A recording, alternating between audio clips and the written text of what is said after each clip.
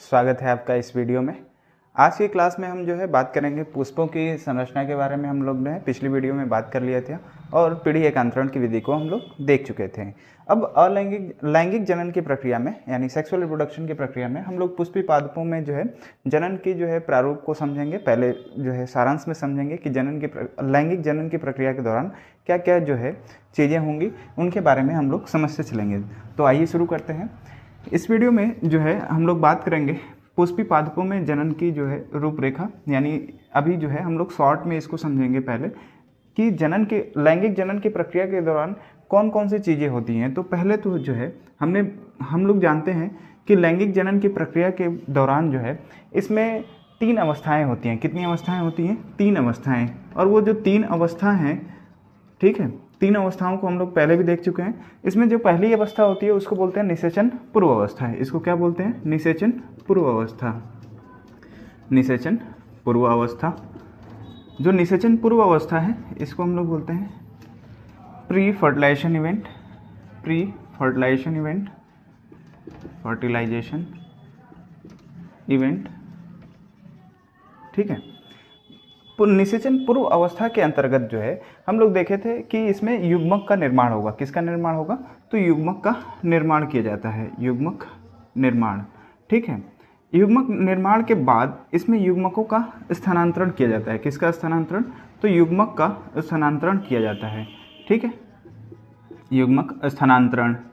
अब ध्यान से समझेंगे युग्मक निर्माण कैसे होगा। तो हम लोग जानते हैं कि आवृत्तबीजी पौधों में, ठीक है, ध्यान से समझते चलिएगा, आवृत्तबीजी पौधों में जो है इसका लैंगिक अंग क्या होता है? पुष्प होता है। पुष्प के अंतर्गत हम लोग जानते हैं कि इसके अंतर्गत नर वाले भाग और मादा होंगे, है ना। लैंगिक जनन प्रक्रिया के दौरान नर और मादा भागों के जो है नर युग्मक और मादा युग्मक के मिलने से जो है क्या कौन सी प्रक्रिया होगी? लैंगिक जनन की प्रक्रिया होगी। तो नर के अंतर्गत जो है बनेंगे क्या? नर युग्मक। नर युग्मक जो पुष्प हैं इनमें नर युग्मक के रूप में कहाँ पर बनेंगे? नर युग्मक कहाँ बनेंगे? तो ये जो है बने थे नर युग्मक के रूप में क्या बनेंगे? पुंबीजाणु। क्या बनेंगे? पुंबीजाणु, ठीक है।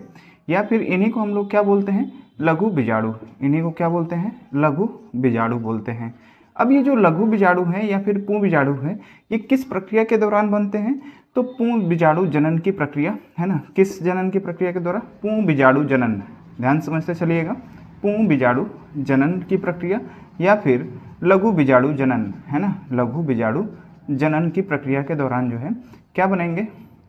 लघु बीजाणु जनन की प्रक्रिया के दौरान पुंबीजाणु या लघु बीजाणु माइक्रोस्पोर्स का निर्माण होता है, ठीक है। हमने बताया कि पुष्प में नर और मादा भाग होते हैं, है ना। नर भाग और मादा भाग। नर में नर युग्मक का निर्माण होगा। नर युग्मक के रूप में हम लोग बोलते हैं पुंबीजाणु या फिर क्या बोलते हैं? लघु बीजाणु। ये किस प्रक्रिया के दौरान बनते हैं? तो पुंबीजाणु जनन या फिर लघु बीजाणु जनन की प्रक्रिया के दौरान बनते हैं। नर युग्मक का निर्माण होगा। और मादा में मादा युग्मक का निर्माण, मादा वाले भाग में मादा युग्मक का निर्माण जो है किस प्रक्रिया के दौरान होगा? इसको बोलते हैं हम लोग क्या? अंड कोशिका, है ना। एग सेल, अंड कोशिका, या फिर इसी को हम लोग क्या बोलते हैं? महाबीजाणु, है ना। इसको बोलते हैं लघु बीजाणु नर युग्मक को, और इसको बोलते हैं क्या? महाबीजाणु। महाबीजाणु, ठीक है। या फिर इसी को हम लोग दीर्घ बीजाणु भी बोलते हैं। क्या बोलते हैं? दीर्घ बीजाणु, ठीक है। नाम एक ही है, दीर्घ बोलिए या फिर महाबीजाणु बोलिए या फिर क्या बोलिए? अंड कोशिका यानी एग सेल का निर्माण। ये किस प्रक्रिया के दौरान होता है? तो अंड जनन की प्रक्रिया, है ना। कौन सी प्रक्रिया? अंड जनन की प्रक्रिया, या फिर इसी को हम बोलते हैं महाबीजाणु जनन। महाबीजाणु जनन, ठीक है। ध्यान समझते चलिएगा एक एक चीज़ों को, है ना। इसको हम लोग क्या बोलते हैं? महाबीजाणु जनन की प्रक्रिया के दौरान किसका निर्माण होगा?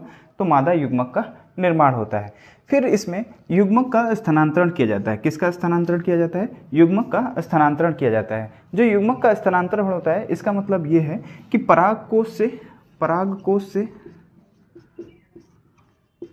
जो नर युग्मक बना है यानी परागकण के अंतर्गत ये क्या बनेंगे? नर युग्मक बनेंगे। कहाँ तक पहुँचाए जाएंगे? परागकण का वर्तिकाग्र तक पहुँचना। वर्तिकाग्र तक पहुँचना ही वर्तिकाग्र तक पहुँचना ही क्या कहलाता है? वर्तिकाग्र तक पहुँचना ही क्या कहलाता है? युग्मक स्थानांतरण की प्रक्रिया कहलाती है। ठीक है, ध्यान समझेंगे, पराग कोश से पराग कण का वर्तिकाग्र तक पहुंचना ही क्या कहलाता है? युग्मक का स्थानांतरण कहलाता है। ठीक है, इसी प्रक्रिया को हम लोग बोलते हैं परागण की प्रक्रिया। इसी को हम लोग क्या बोलते हैं? परागण की प्रक्रिया। ठीक है, अब ये जो परागण की प्रक्रिया है, अब यहाँ पर युग्मक का निर्माण हुआ, निषेचन पूर्व अवस्था में क्या होंगे? युग्मक का निर्माण हुआ, यानी नर युग्मक, नर में नर युग्मक और मादा में मादा युग्मक का निर्माण होगा। ठीक उसी तरह से जो है युग्मक स्थानांतरण की प्रक्रिया निषेचन पूर्व अवस्था के दौरान ही होगी, निषेचन पूर्व अवस्था के दौरान होगी। उसके बाद जब परागकण वर्तिकाग्र तक पहुँच जाएंगे और वर्तिकाग्र में जो है निषेचन, उसके बाद जो प्रक्रिया होगी उसको बोलेंगे निषेचन की प्रक्रिया, यानी फर्टिलाइजेशन, है ना, फर्टिलाइजेशन की प्रक्रिया, है ना। फर्टिलाइजेशन की प्रक्रिया यानी निषेचन की प्रक्रिया के दौरान क्या होगा?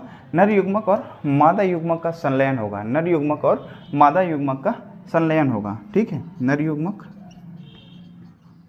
व मादा युग्मक का संलयन। ठीक है, का संलयन। ठीक है, अब नर युग्मक मादा युग्मक का संलयन होगा तो इसमें फर्टिलाइजेशन की प्रक्रिया चलेगी और इसमें द्विनिषेचन की प्रक्रिया चलेगी। कौन सी प्रक्रिया होगी?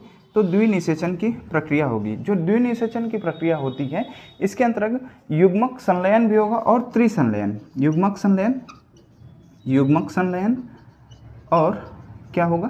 तो त्रिसंलयन, है ना, त्रिसंलयन। इसमें आगे आपको पढ़ाया जाएगा कि ये युग्मक प्रक्रिया के दौरान, यानी निषेचन की प्रक्रिया के दौरान जो है युग्मक संलयन की प्रक्रिया और त्रिसंलयन की प्रक्रिया होगी, जिसको हम लोग दोहरा निषेचन कहेंगे, है ना, निषेचन, द्विनिषेचन की प्रक्रिया।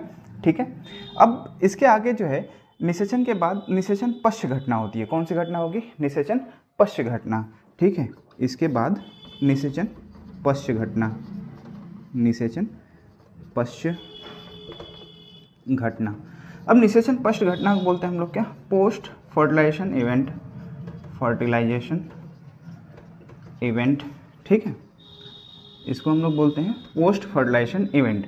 अब निषेचन पश्च घटना के दौरान क्या क्या चीज़ें होती हैं? तो निषेचन पश्च घटना के अनुसार इसमें जब युग्मक का संलयन हो जाएगा, युग्मक का संलयन हो गया तो इसमें विकास होता है भ्रूण का। किसका विकास होगा? भ्रूण का।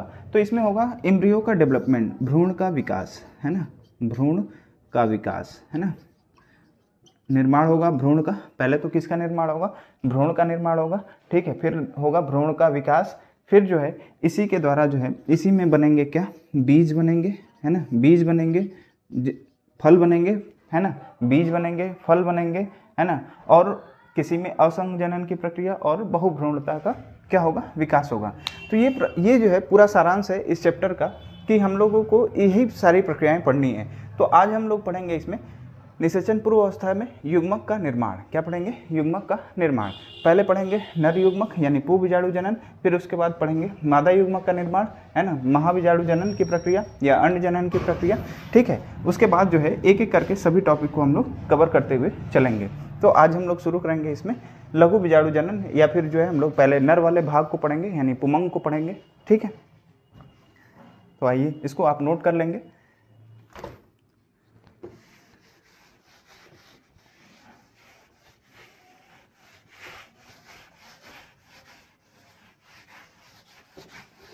अब इसमें आप लोग जो है इसको सीक्वेंस बाय सीक्वेंस एक एक करके जो है डिटेल में आपको पढ़ाया जाएगा सब कुछ। ठीक है, तो अब जो है हम लोग पढ़ेंगे पुमंग यानी एंड्रोशियम। पुमंग, पहली संरचना पुमंग के बारे में हम लोग पढ़ेंगे। Androecium, androecium. ठीक है, पुमंग, पुमंग जो है ये पुष्प का नर भाग होता है। पुमंग क्या है? तो पुमंग जो है पुष्प का नर भाग होता है। अब जो पुमंग की संरचना होती है, पुमंग की संरचना ये जो है बहुत सारे पुंकेसरों के मिलने से बनती है। पुमंग किससे बनेंगे? तो बहुत सारे पुंकेसरों के मिलने से बनते हैं। पुंकेसर यानी जो है हम लोग इसकी संरचना देखेंगे। इसकी संरचना के अंतर्गत जो है यहाँ पर देखते हुए चलिएगा कि पुमंग की संरचना हम लोग पहले भी इसकी संरचना को देख चुके हैं, तो आप पुमंग की संरचना जो है देखते हुए चलेंगे। ठीक है, अब इसमें ये वाला जो भाग होता है, इस वाले भाग को हम लोग क्या बोलते हैं? तो इस वाले भाग को बोलते हैं परागकोश। क्या बोलेंगे? परागकोश। ठीक है, परागकोश है ये, है ना। इसी को हम लोग क्या बोलते हैं? एंथर, है ना, क्या बोलेंगे, एंथर। ये वाले भाग को हम लोग बोलते हैं योजी, योजी यानी कनेक्टिव, कनेक्टिव, ठीक है। और इस वाले भाग को हम लोग बोलते हैं पुतंतु, पुतंतु या फिर फिलामेंट, फिलामेंट, ठीक है। अब जो है ये इसकी संरचनाएं भी अलग अलग होती हैं, तो इसकी संरचना को हम आगे बताएंगे कि ये कैसी संरचना होती हैं। बहुत सारे पुष्पों में जो है ये जो है इसमें बाइलोब्ड होंगे, किसी में जो है मोनोलोब्ड होंगे, मतलब एक ही लोब होगा, किसी में दो लोब होगा।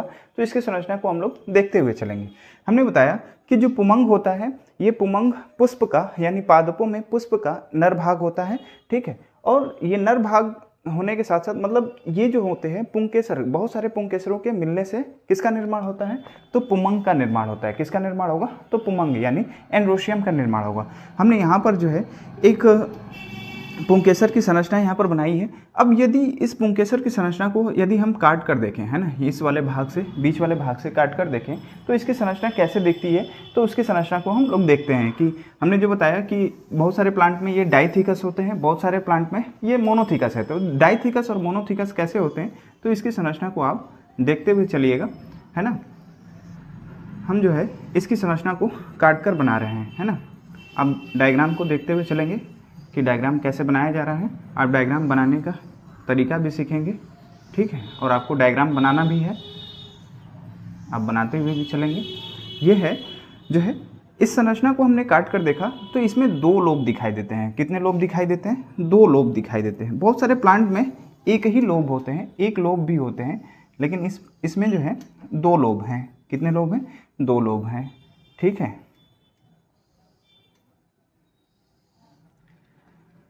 ये यहाँ से ऐसे जुड़े होंगे,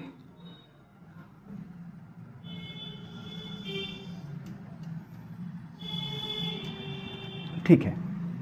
इसी के अंदर जो है किसका विकास होता है, लघु बीजाणु, है ना। किसका विकास होगा, तो लघु बीजाणु यानी परागकण का भी इसमें नर युग्मक का निर्माण होता है। इसी के अंतर्गत किसका निर्माण होगा, तो नर युग्मक का निर्माण होता है।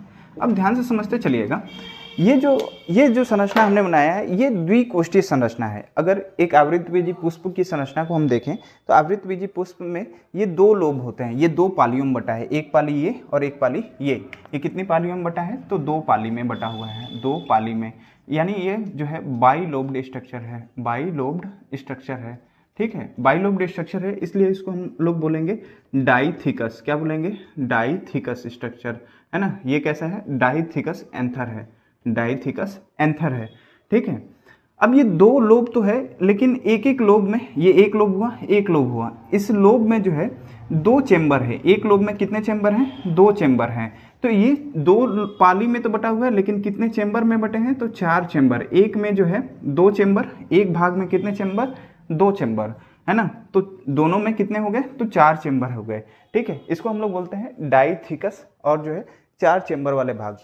कुछ प्लांट ऐसे होते हैं जिनमें ये एक ही लोब होता है। कितने लोब होते हैं, एक ही लोब। जैसे मालवेसी कुल के पौधे में, मालवेसी कुल के पौधे में, मालवेसी कुल के पौधों में मोनोलोब होते हैं, एक लोब होता है। कितने लोब होते हैं, एक लोब स्ट्रक्चर होता है, एक लोब है, यानी इसको हम लोग बोलेंगे मोनोथिकस। क्या बोलेंगे, मोनोथिकस, ठीक है, मोनोथिकस एंथर। ये जो मोनोथिकस एंथर है इसमें बस कितने चेंबर होंगे, तो दो चेंबर होंगे, ठीक है। इसमें कितने चेंबर थे, चार चेंबर थे, लेकिन इसमें कितने होंगे, तो दो चेंबर होते हैं, है ना। सिर्फ एक ही भाग ऐसे इसमें बना हुआ दिखाई देगा आपको, ठीक है। तो हमने ये बताया कि ये जो पुमंग की संरचना है, हमने ये बनाई किसकी संरचना, पुमंग की संरचना। ये जो इसमें ये संरचनाएं दिखाई दे रही हैं, ये संरचना और ये संरचना और ये संरचना और ये, है ना, ये जो संरचनाएं हैं जो लोब में बटे हुए, इन्हीं को बोलते हैं हम लोग परागपुट। क्या बोलेंगे, परागपुट बोलते हैं, या फिर इसी का दूसरा नाम होता है परागपुट के अलावा इसको बोलते हैं लघु बीजाणु धानी। क्या बोलेंगे, लघु बीजाणु धानी, लघु बीजाणु धानी, है ना, लघु बीजाणु धानी। इसको इंग्लिश में हम लोग क्या बोलते हैं, तो पॉलन सैक बोलेंगे या एंथर सैक बोलेंगे, एंथर सैक, है ना, या फिर इसी का दूसरा नाम क्या है, तो पॉलन सैक बोलेंगे, या फिर इसी को हम लोग क्या बोलते हैं, माइक्रोस्पोरेंजियम। क्या बोलेंगे, माइक्रोस्पोरेंजियम, ठीक है, माइक्रोस्पोरेंजियम, है ना। अब ध्यान से समझते चलिएगा, ये जो पॉलन सैक है या माइक्रोस्पोरेंजियम है, इसी के अंतर्गत किसका निर्माण होगा, तो लघु बीजाणु। किसका निर्माण होगा, लघु बीजाणु। ये वाला जो भाग होता है इसको हम लोग क्या बोलते हैं, योजी, यानी कनेक्टिव, है ना, योजी, इसको बोलते हैं कनेक्टिव, कनेक्टिव, ठीक है, कनेक्टिव। और यहाँ पर ये लाइन ऑफ जो है डेहिसेंथ है, लाइन ऑफ डेहिसेंथ है, जहाँ से ये जब परागकोश ये जो है क्या होगा कि जब एंथर पूरी तरह से ये क्या होंगे, डेवलप हो जाएंगे, तो इस स्थान से ये क्या होते हैं, फट जाते हैं, है ना, लाइन ऑफ डेहिसेंस है, यहाँ से ये फटेगा, तो इसमें से जो परागकण निर्मित हुए हैं, जब ये मैच्योर हो जाएगा तो ये फटेंगे और यहाँ से जो है परागकण क्या होंगे, बाहर की तरफ निकल जाएंगे, बाहर क्या होंगे, निकल जाएंगे, है ना। इसी को हम लोग क्या बोलते हैं, ये जो लाइनिंग होती है ये लाइन ऑफ डेहिसेंस है, लाइन ऑफ डेहिसेंस, ठीक है, ये है लाइन ऑफ डेहिसेंस, ठीक है। यहीं से जो है ये स्टोमियम की लेयर होती है, किसकी लेयर होती है, तो स्टोमियम, है ना, स्टोमियम, ये यही फटता है और जो है क्या होगा कि यहाँ से परागकण बाहर निकल जाते हैं, ठीक है। ये रही संरचना किसकी, तो जो है हमने पुमंग की संरचना, पुमंग में जो है हमने पराग कोश की एक संरचना, इसको जो है अनुप्रस्थ काट कर ऐसे जो है संरचना हमने बनाई, जिसमें आप देख पा रहे हैं कि ये डाइथिकस है। कुछ होते हैं मालवेसी कुल के पौधे, जैसे जो है मालवेसी कुल के पौधे में आप जो है देख पाएंगे गुड़हल और कपास में, किस में, गुड़हल और कपास में, गुड़हल और किस में, कपास में, ये जो होते हैं इनमें एक लोब होता है। ये कैसे होते हैं, एक लोब स्ट्रक्चर होते हैं। ये किस में आपको देखने को मिल जाए, तो सरसों में आपको देखने को मिल जाएगा। जितने जो आवृतबीजी पौधे होंगे उसमें आपको देखेगा, तो ये आप जो है दो लोब स्ट्रक्चर आपको देखने को मिलेंगे, ठीक है। तो हमने देखा इसमें परागकोश की संरचना, तो आप हेडिंग देंगे पुमंग, है ना, आप हेडिंग देंगे पुमंग और इसके बारे में लिखेंगे पुमंग पुष्प का नर भाग है, आप हेडिंग देंगे पुमंग, इसमें लिखेंगे आप पुमंग पुष्प का नर भाग है। पुमंग की इकाई, पुमंग की इकाई, अब लिखते चलिए, पुमंग की इकाई पुंकेसर होती है, पुंकेसर होती है, पुंकेसर होती है। आगे लिखेंगे एक आवृतबीजी पौधे में, एक आवृतबीजी पौधे के पुष्प के, ऐसे लिखिएगा, एक आवृतबीजी पौधे के पुष्प के परागकोश में दो पालियां, परागकोश में दो पालियां, ब्रैकेट में आप लिखिएगा पालियों को लोब्स, है ना, लोब्स में बटी होती हैं, दो पालियों में बटी होती हैं। अतः परागकोश, अतः परागकोश द्विपालित संरचना यानी बाइलोब्ड स्ट्रक्चर, यानी बाइलोब्ड स्ट्रक्चर है। इसे द्विकोष्ठीय परागकोश, इसे द्विकोष्ठीय परागकोश, द्विकोष्ठीय परागकोश, ठीक है। यानी आप ब्रैकेट में लिख लेंगे डाइथिकस एंथर, डाइथिकस एंथर है, एंथर कहते हैं, एंथर कहते हैं। आगे लिखेंगे प्रत्येक पाली में, प्रत्येक पाली में दो प्रकोष्ठ, दो प्रकोष्ठ, है ना, प्रत्येक पाली में दो प्रकोष्ठ यानी चैम्बर आप लिख लेंगे ब्रैकेट में, चैम्बर, प्रकोष्ठ यानी चैम्बर होते हैं, होते हैं। इन्हें परागपुट, इन्हें परागपुट या लघु बीजाणुधानी, इन्हें परागपुट या लघु बीजाणुधानी, एंथर सैक या पॉलन सैक कहते हैं, कहते हैं। लेकिन कुछ पौधे जैसे मालवेसी कुल के पौधों में, जैसे मालवेसी कुल के पौधों में एक लोब स्ट्रक्चर होता है, एक लोब स्ट्रक्चर होता है। इसे मोनोथिकस एंथर कहते हैं, इसे मोनोथिकस एंथर कहते हैं, ठीक है। जैसे गुड़हल कपास, जैसे गुड़हल कपास, ठीक है। तो आप इतना ये नोट कर लेंगे, अब आप डायग्राम बना लेंगे इसको, ठीक है।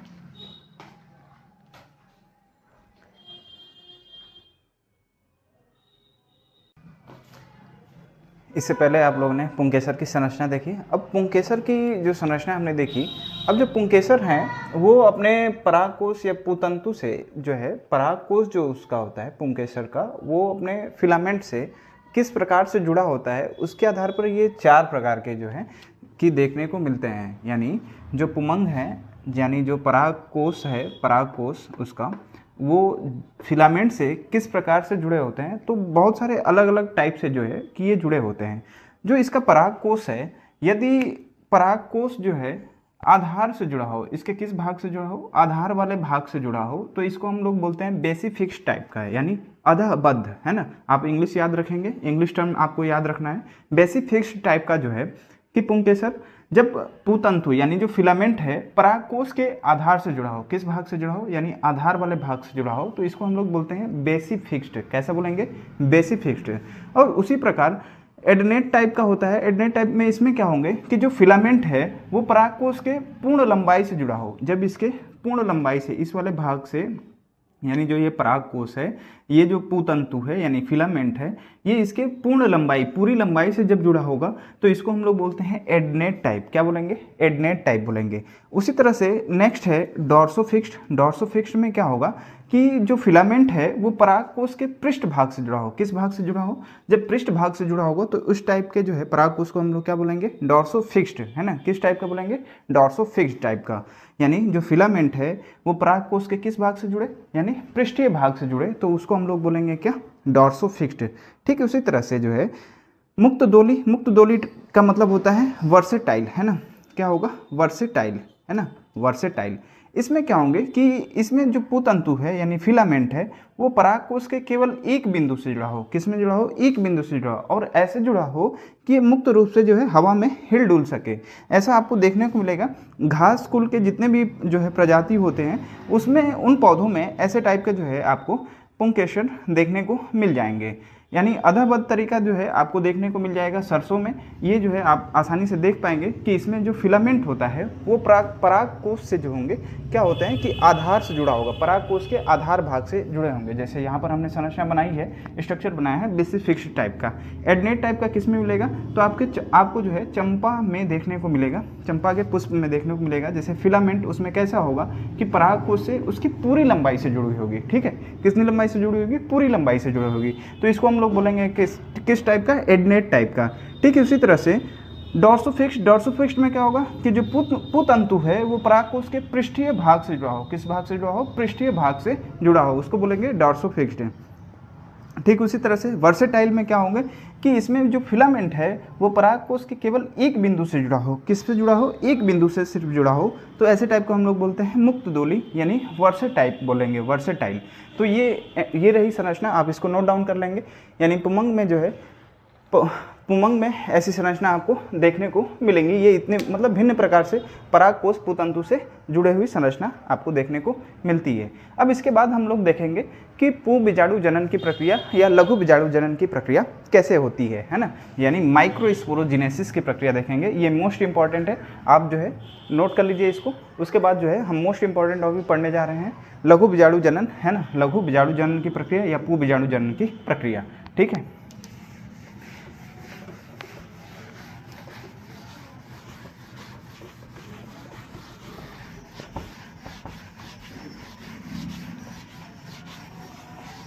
आप सब कुछ याद करते हुए चलेंगे, बिल्कुल सीक्वेंस बाय सीक्वेंस आपको सब कुछ जो है सीक्वेंस बाय सीक्वेंस बिल्कुल अच्छी तरह से आपको पढ़ाया जाएंगे। ठीक है। अब यहाँ पर जो है आप हेडिंग देंगे पू बीजाणु जनन, पू बीजाणु जनन। ठीक है, पू बीजाणु जनन, या फिर इसको हम लोग क्या बोलेंगे, लघु बीजाणु जनन, लघु बीजाणु जनन, लघु बीजाणु जनन, है ना। इसी को हम लोग क्या बोलते हैं, पू बीजाणु जनन या लघु बीजाणु जनन या माइक्रोस्पोरोजिनेसिस, माइक्रोस्पोरोजिनेसिस। ठीक है, माइक्रोस्पोरोजिनेसिस। अब ध्यान से बिल्कुल समझते चलिएगा इन सभी चीज़ों को। हमने अभी परागकोश की संरचना बनाई थी। किसकी संरचना बनाई थी, तो परागकोश की परागकण की संरचना, पुंकेसर की संरचना बनाई थी। अब ये जो पुंकेसर की संरचना है, जैसे मान लीजिए कि कोई पुष्प है ना। अभी ये पूरी तरह से वेल डेवलप्ड नहीं है, पूरी तरह से विकसित नहीं है ना, यानी मैच्योर प्लांट नहीं है। अभी ये जो पुष्प खिला हुआ है और इसमें जो है स्त्रीकेसर और पुंकेसर ये जो है अभी बने हुए हैं। ठीक है, आप समझते चलिएगा बिल्कुल सभी चीज़ों को, है ना। अभी ये जो है नवीन फ्लावर है, न्यू फ्लावर है। अब इसके अंतर्गत ये जो लघु बीजाणु जनन की प्रक्रिया किस में होगी, तो पुंकेसर के अंतर्गत होगी। तो हम जो है इसके परागकोश को क्या करते हैं कि यहाँ से निकाल लेते हैं। ठीक है, इसके हमने क्या निकाल लिया, तो पराग कोश की संरचना अभी समझिए कि ये जो है न्यू अभी डेवलप हो रहा है, अभी पूरी तरह से ये डेवलप नहीं हुए हैं। ठीक है, ये ऐसी संरचना आपको देखने को मिलेगी।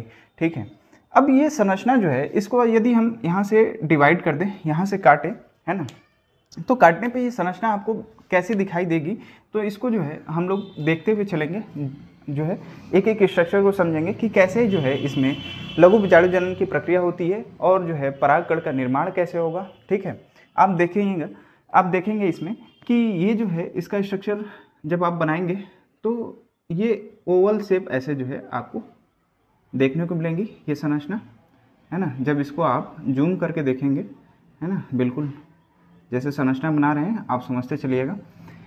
ठीक है, तो इसमें आपको दिखाई देगी एक बाह्य स्तर की लेयर होगी, ये एपिडर्मिस की लेयर की बनी होती है। ये किसकी संरचना बनी होगी, तो एपिडर्मिस की लेयर की संरचना इसमें आपको दिखाई देगी। और इसमें जो ऊतक होंगे, जो कोशिकाएं होंगी, वो विभज्योतक कोशिका की बनी होगी। कैसी बनी होगी, विभज्योतक कोशिकाएं। ये हमने बनाया क्या, बाह्य स्तर। ये क्या बनाया, बाह्य स्तर। ये किसकी संरचना है, तो एपिडर्मिस है ना, ये क्या है, एपिडर्मिस है। ठीक है, बाह्य स्तर है। और इसके अंतर्गत हम जो बता रहे हैं, इसमें विभज्योतक कोशिकाएं आपको बनी हुई संरचनाएं देखने को मिलेंगी, है ना। इसमें पूरी तरह से अभी कुछ नहीं होगा क्योंकि ये पूरी तरह से डेवलप नहीं है, तो इसमें आपको विभज्योतक ऊतक, ये विभज्योतक कोशिकाएं आपको देखने को मिलेंगी। ठीक है, ये किसकी संरचना है, तो हमने यहाँ पर ये क्या है सभी, तो विभज्योतक, है ना, विभज्योतक कोशिका, है ना, विभज्योतक कोशिका है। हमने क्या देखा कि ये जो हमने अभी जो है पूरी तरह से डेवलप परागकोश नहीं है, अभी ये कुछ दिन का है, तो धीरे धीरे इसमें कैसे डेवलपमेंट होता है उसी के बारे में हम लोग को पढ़ना भी है, उसी के बारे में हम लोग देख भी रहे हैं। तो ये जो संरचना है अब यहाँ से पूरी तरह से विकसित होगी धीरे धीरे। ये जो विभज्योतक कोशिकाएं हैं, इनमें से कुछ कोशिकाएं चारों कोनों पर जो है फूल कर बड़ी हो जाएंगी। चारों कोनों पर क्या होंगी, तो फूल कर बड़ी हो जाती हैं। अब ध्यान से बिल्कुल समझते हुए चलिएगा कि हमने बताया ये जो विभज्योतक कोशिकाएं हैं, इनमें चारों कोनों पर कुछ कोशिकाएं क्या होंगी, फूल कर बड़ी हो जाती हैं। और इसमें जो है कोशिका द्रव्य भी क्या होगा, तो वेल डेवलप हो, कोशिका द्रव्य भी गाढ़ा हो जाएगा, न्यूक्लियस भी वेल डेवलप हो जाएंगे, है ना, यानी सुव्यवस्थित हो जाएंगे इसके चारों कोनों पर। ठीक है, तो एक प्रपशु कोशिका का निर्माण करती हैं। किसका निर्माण करेंगी, तो प्रपशु कोशिका यानी आर्कीस्पोरियल सेल्स। इसको हम लोग क्या बोलेंगे, प्रपशु कोशिका, प्रपशु कोशिका, आर्कीस्पोरियल सेल्स, आर्कीस्पोरियल सेल्स, है ना, आर्कीस्पोरियल सेल्स। अब ध्यान से समझते हुए चलिएगा, आर्कीस्पोरियल सेल्स। अब इसके अंतर्गत जो है ये लेयर हमने बनाने भूल गए, यहाँ पे आप बना लीजिएगा। इसकी लेयर एपिडर्मिस की लेयर है ना, एपिडर्मिस की लेयर है। ठीक है, और इसी के अंतर्गत बिल्कुल बीच में, है ना, बिल्कुल बीच में कुछ वाहिनी ऊतक बनेंगी, है ना, जो वैस्कुलर बंडल्स का निर्माण करती हैं, है ना। इनके बीचों बीच इनकी संरचनाएं आपको देखने को मिलेंगी, है ना। ठीक है, अब संरचना बनाते हुए चलेंगे।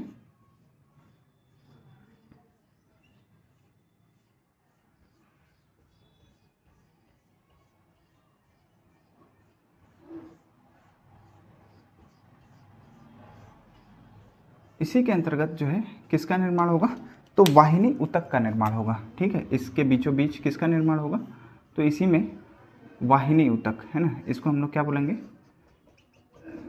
वाहिनी ऊतक, जिससे किसका निर्माण होगा, तो बाद में वैस्कुलर बंडल्स का इससे निर्माण होगा। वैस्कुलर बंडल को जो है विकसित किया जाएगा।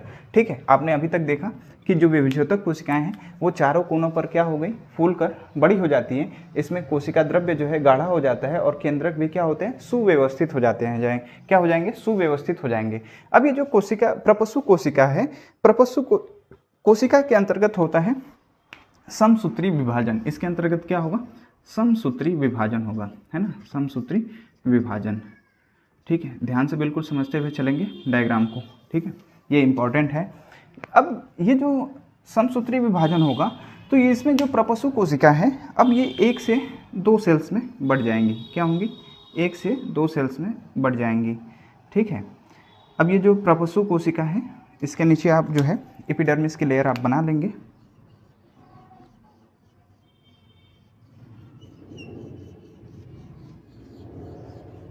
ठीक है, और जो ये प्रपशु कोशिकाएं हैं ये क्या हो जाएंगी, इनमें हो गया विभाजन, है ना। अब ये एक सेल से कितनी सेल्स में बढ़ जाएंगी, 2 सेल्स में।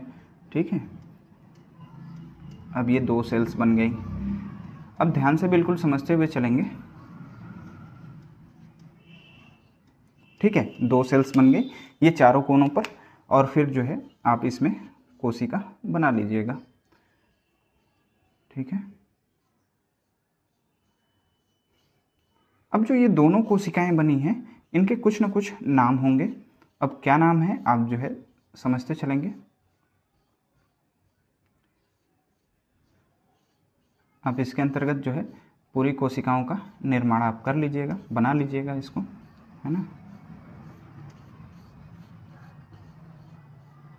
ठीक है, अब ये जो प्रपशु कोशिकाएं विभाजित हुई हैं, प्रपशु कोशिकाओं में 2 कोशिकाओं का निर्माण हुआ है। अब वो 2 कोशिकाएं कौन कौन सी हैं, तो वो दोनों कोशिकाएं हैं इसमें प्राथमिक भित्ति कोशिका, एक कोशिका को हम लोग क्या बोलेंगे, प्राथमिक भित्ति कोशिका, और जो दूसरी कोशिका है उसको हम लोग बोलेंगे क्या, प्राथमिक पूर्ण बीजाणु जनन कोशिका। जो पहली कोशिका है उसको क्या बोलेंगे, प्राथमिक भित्ति कोशिका। ये क्या है, प्राथमिक भित्ति कोशिका, है ना, प्राथमिक भित्ति कोशिका।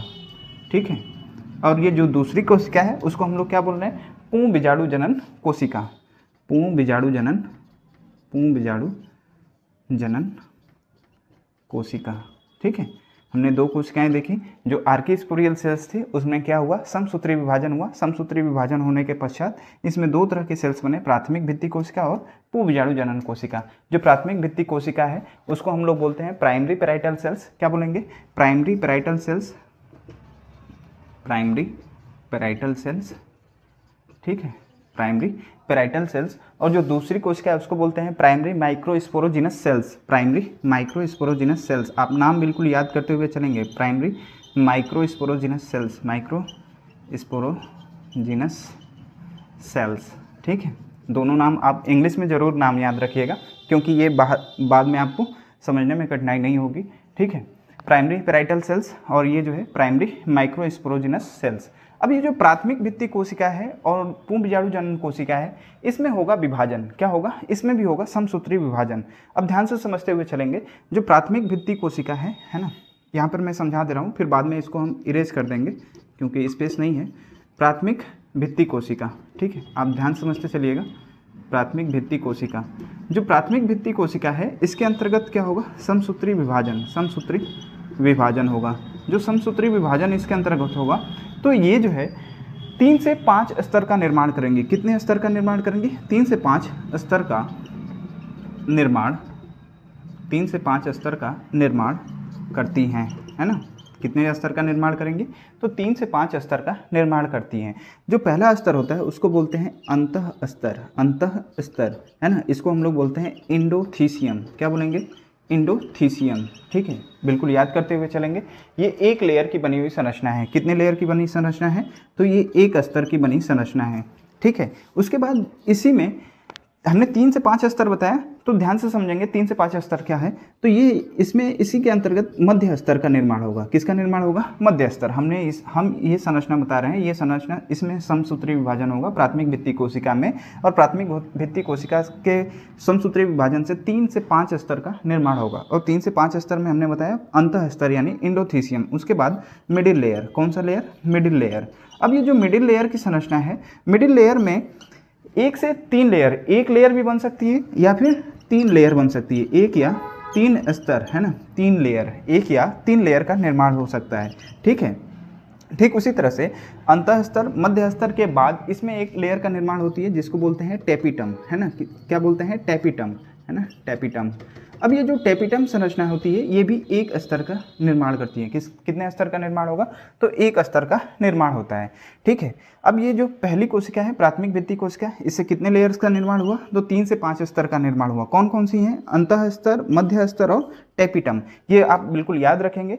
ये जो लेयर होगी ये डेवलप करेगी और 3 से 5 स्तर का निर्माण होगी। इसको आप नोट डाउन कर लेंगे। फिर उसके बाद जो प्राथमिक पूर्ण बीजाणु जनन कोशिका है, प्राथमिक पूर्ण बीजाणु जनन कोशिका में भी क्या क्या होगा, तो समसूत्री विभाजन होगा। इसमें भी क्या होगा, समसूत्री विभाजन।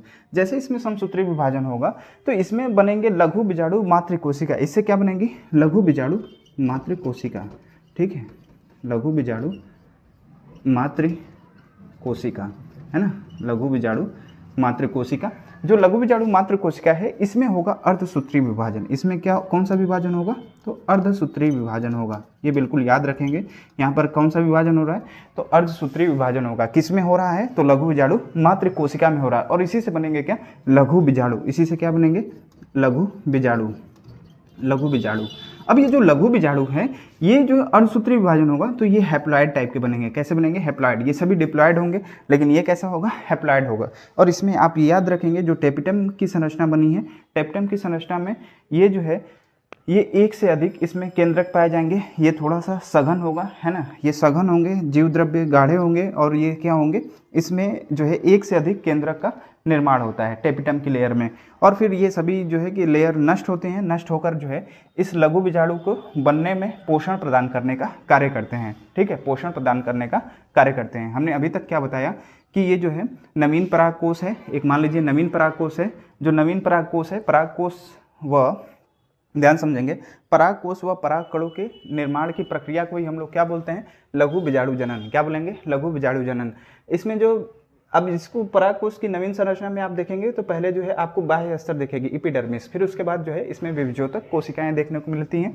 विभज्योतक कोशिकाएं फूलकर जो है क्या हो जाएंगी, बड़ी हो जाएंगी। और इसमें जो है जीव द्रव्य गाढ़ा हो जाएगा, केंद्रक सुस्पष्ट हो जाते हैं, और इसके बीच में वाहिनी उत्तक का निर्माण होता है। अब ये जो कोशिकाएं बनी हैं चारों कोनों पर, उनको बोलते हैं प्रपशु कोशिका, यानी आर्कीस्पोरियल सेल्स बोलते हैं। ये जो इनमें होता है क्या, समसूत्री विभाजन। समसूत्री विभाजन होंगे, दो सेल्स का निर्माण हुआ, जैसे प्राथमिक भित्ति कोशिका और पुंबीजाणु जनन कोशिका। दो सेल्स का निर्माण हुआ, प्राथमिक भित्ति कोशिका और पुंबीजाणु जनन कोशिका। अब जो प्राथमिक भित्ति कोशिका है या फिर प्राथमिक पुंबीजाणु जनन कोशिका है, इसके अंतर्गत जो है, इसमें प्राथमिक भित्ति कोशिका में होगा समसूत्री विभाजन। समसूत्री विभाजन से 3 से 5 स्तर का निर्माण होता है। 3 से 5 स्तर के निर्माण में इसको बोलते हैं, पहले स्तर को अंतः स्तर यानी इंडोथीसियम की लेयर, जो एक लेयर बनाएगी। और जो मध्य स्तर होता है, एक लेयर भी बन सकती है या फिर 3 लेयर बन सकती है। इसलिए हम यहाँ पर 3 से 5 लेयर बने हैं। जब एक लेयर बनेगा तो 3 लेयर बनेंगी, जब 3 बनेंगे तो 5 स्तर का निर्माण होगा। टेपिटम की लेयर होती है, टेपिटम की एक ही लेयर बनती है। तो प्राथमिक भित्ति कोशिका से 3 से 5 स्तर का निर्माण। कौन कौन से स्तर, इसको आप याद कर लेंगे, बहुत सारे एग्जाम में क्वेश्चन पूछे जाते हैं। फिर ये लेयर नष्ट होती है और जो ये पोषण में सहायता करती है। आप ये टेपिटम के बारे में याद रखेंगे, इसमें जीव द्रव्य गाढ़ा होता है और इसमें एक से अधिक जो है क्या होते हैं, केंद्रक होते हैं। ठीक है, उसके बाद जो पुंबीजाणु जनन कोशिका है यानी प्राइमरी माइक्रोस्पोरोजिनस सेल्स हैं, उनमें समसूत्री विभाजन होता है। समसूत्री विभाजन होगा, लघु बीजाणु मातृकोशिका बनेगी। जो लघु बीजाणु मातृकोशिका है उसमें अर्धसूत्री विभाजन होगा, अर्धसूत्री विभाजन से इसमें बनेंगे लघु बीजाणु, है ना। कैसे बनेंगे, लघु बीजाणु और हैप्लॉइड टाइप के होंगे। ठीक है, अब समझेंगे जो लघु बीजाणु बने। अब इसके बाद जो ये लेयर बनी है, उनकी लेयरों को हम देखेंगे, आप इसको नोट डाउन कर लेंगे। ठीक है, अब इसके बाद जो है हमने अभी जो संरचना देखी थी, ठीक वही संरचना का निर्माण होगा। और कैसे होगा तो आप यहाँ पर समझते हुए चलेंगे। ठीक है, इसके बाद ये संरचना थी, संरचना के बाद जो दूसरी संरचना बनेगी वो कैसी बनेगी, तो बिल्कुल जो आप संरचना अभी बनाए थे इससे पहले, है ना, ऐसे ही संरचना का क्या होगा, निर्माण होता है। आप देखते चलेंगे। ठीक है, इसमें जो है पहली लेयर जो होगी बाह्य स्तर की, इसमें किसकी लेयर होगी, तो बाह्य स्तर की लेयर होगी। ठीक है, ठीक है, ये पहली लेयर है जो किसकी है, ये बाह्य स्तर है, एपिडर्मिस, है ना, एपिडर्मिस। ठीक है, एपिडर्मिस। उसके बाद हमने बताया कि ये प्राथमिक भित्ति कोशिकाएं हैं। प्राथमिक भित्ति कोशिकाएं जो है डेवलप होंगी, है ना, डेवलप होंगी, किसका निर्माण करेंगी, तो अंतः स्तर का निर्माण करेंगे। ये कौन सी लेयर का हमने निर्माण किया यहाँ पर, अंतः स्तर का। ठीक है, अंतः स्तर। ठीक है, आप बिल्कुल ध्यान से समझते चलिएगा। ये है अंतः स्तर, अंतः स्तर का निर्माण। ठीक है, इंडोथीसियम की लेयर बनी। फिर उसके बाद मध्य स्तर का निर्माण होगा। और जो मध्य स्तर है वो 1 से 3 लेयर की संरचना बनाएगी। कितनी लेयर की संरचना, 1 से 3 लेयर की। तो हम यहाँ पर ये पहली लेयर हमने बनाई। ठीक है, पहली लेयर है। ठीक है, ठीक है, उसके बाद इसमें ही दूसरी लेयर, दूसरी लेयर,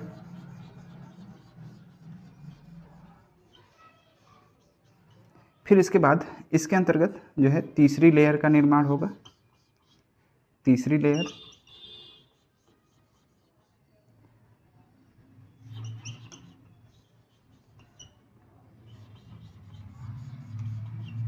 ठीक है। उसके बाद नेक्स्ट लेयर का निर्माण होगा जिसको हम लोग बोलते हैं टैपिटम की लेयर, है ना, टैपिटम, ठीक है, टैपिटम की लेयर। इसी के अंतर्गत टैपिटम की क्या होगी, लेयर का निर्माण होगा, ठीक है।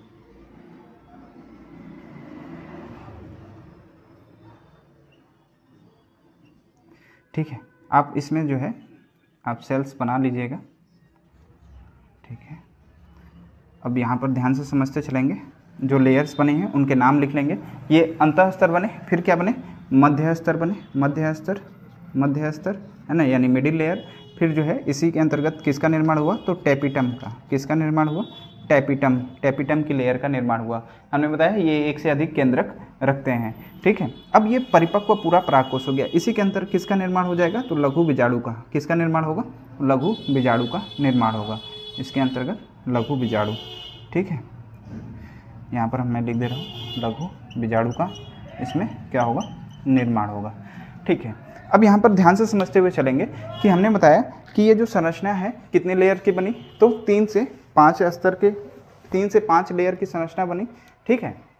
अब जो है यहाँ पर बिल्कुल ध्यान से फिर से समझते हुए चलेंगे और नोट डाउन भी करते हुए चलेंगे। तो पहले आप जो है नोट डाउन कर लीजिए, इतना जो है आप डायग्राम बना लेंगे। डायग्राम बनाने के बाद आप जो है लिखते हुए चलेंगे इन सभी चीज़ों को।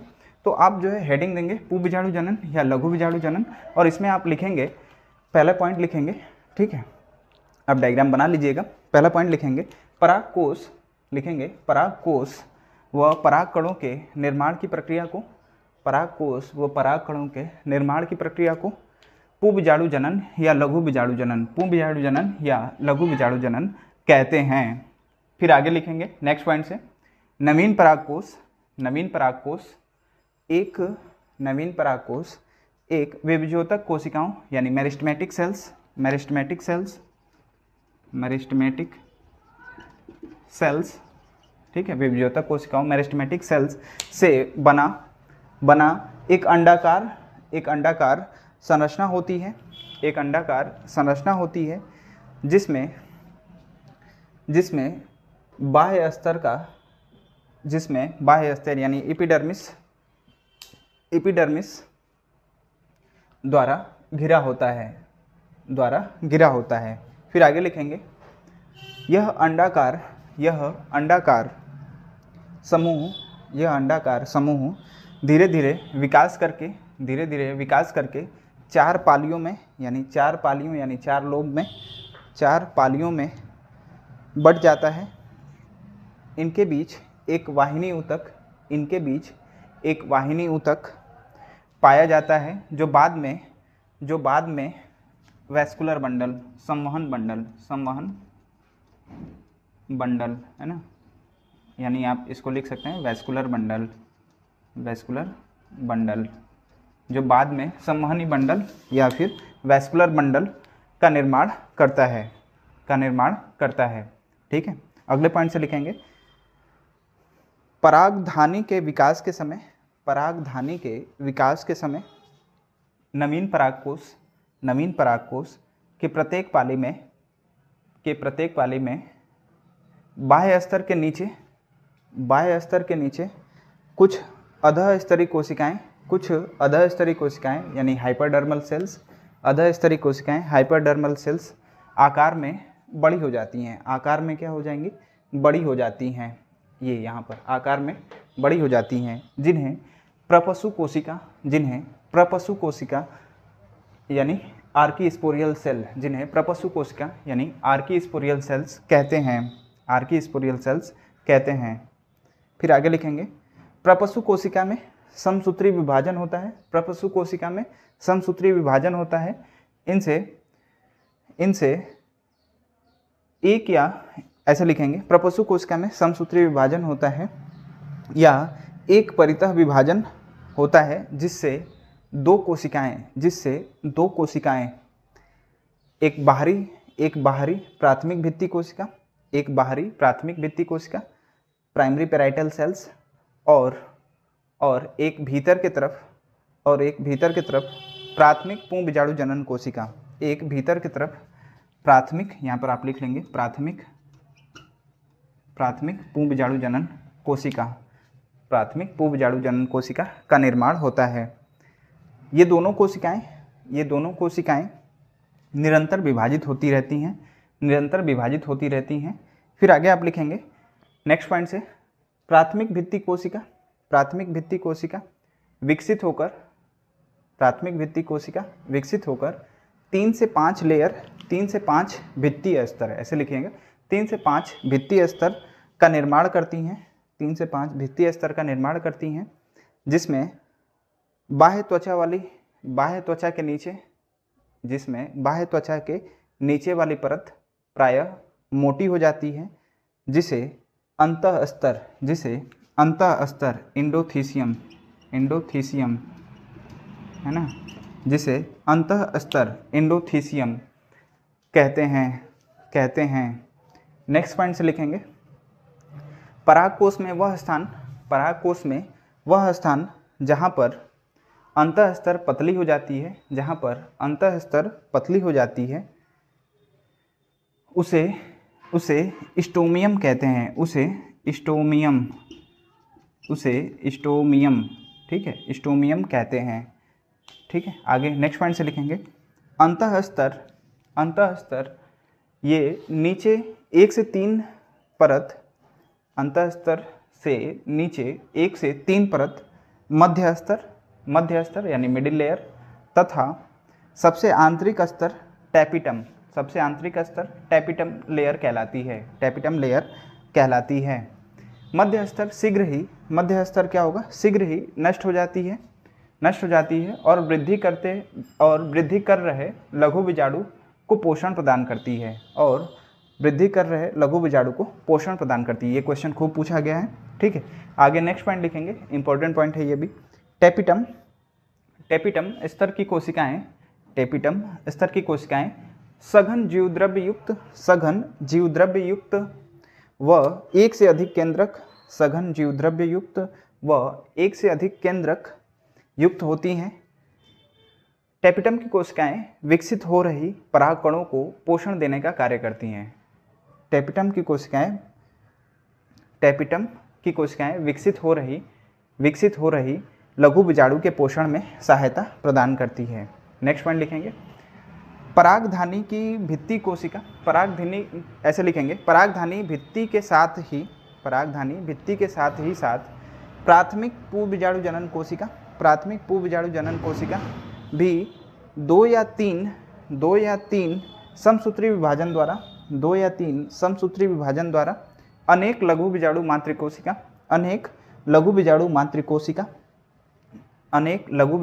कोशिका का निर्माण करती हैं। आगे लिखेंगे, इनमें कुछ नष्ट होकर लघु बीजाणु के पोषण में सहायता करती हैं।